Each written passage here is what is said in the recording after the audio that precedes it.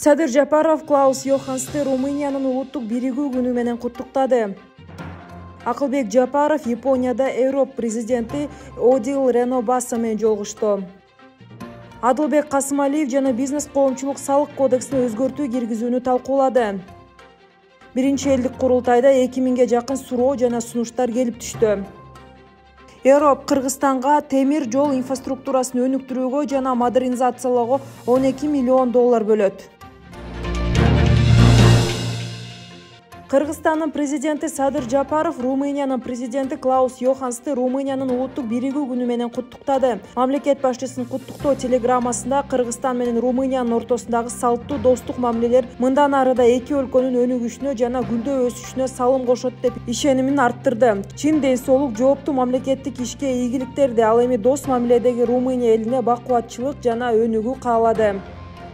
Министрлер кабинетинин төрагасы Акылбек Жапаров Японияга болгон жумушчу сапарынын алкагында Европа өнүктүрүү жана реконструкциялоо банкынын президенти Одил Ренобаса менен жолугушту. Акылбек Жапаров белгилегендей, Европа өнүктүрүү жана реконструкциялоо банкы республиканын социалдык экономикалык өнүгүүсүнө олуттуу колдоо көрсөтүп, Кыргызстандын маанилүү жана ишенимдүү өнөктөшү болуп саналат. Өз кезегинде Одил Ренобаса өзү жетектеген каржы институту Кыргызстан менен кызматташууну прогрессивдүү өнүктүрүүгө өзгөчө маани берерин белгиледи. Акылбек Жапаров 2022 жылдын жазында Кыргызстанда туризмди өнүктүрүү фонду түзүлгөндүгүн билдирди.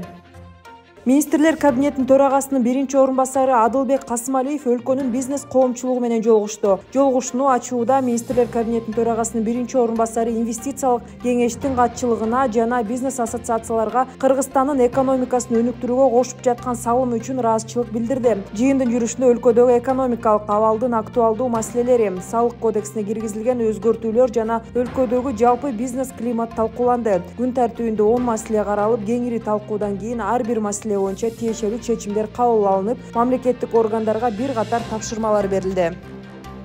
Бишкектеги Токтогул Сатылганов атындагы Кыргыз улуттук филармониясында 2 күнгө созулган биринчи элдик курултай өттү. Бул тууралуу кабар агенттигинде маалымат жыйынында биринчи элдик курултайдын төрагасы Кадыралы Кошалиев билдирди. Анын айтымында 25-26 ноябрда өткөн жыйынга жалпы 1072 делегат катышты. Кошалиев кошумчалагандай 5 ноябрда өлкө аймактарында, Бишкек жана Ош шаарларында жергиликтүү курултайлар өттү.